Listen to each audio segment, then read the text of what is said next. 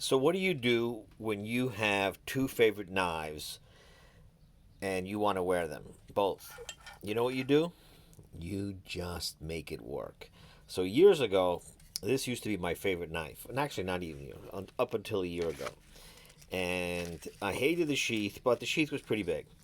It's a nice 7-inch knife. It's the Hogue EX-F01, and I used to have a Bark River that I would take the sheath and wrapped it around like that. So essentially, I would have my walking around my backyard like this.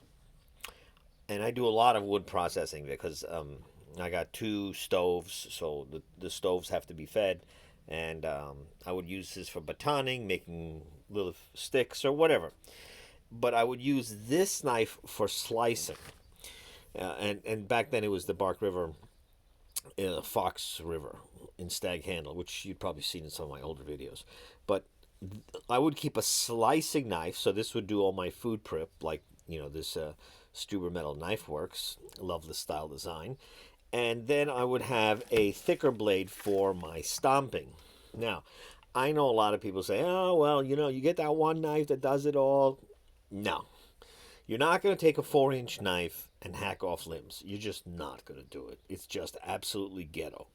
You will use a 7-inch knife or longer to hack off limbs. And I found that the 7 is just the right size, weight of being able to, like a dual all camp knife. But this is not very slicey. It's very thick behind the edge.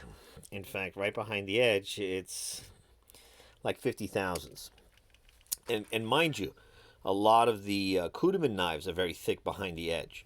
I didn't want to take it back because I want this for stomping. In fact, you might even see it, like right here.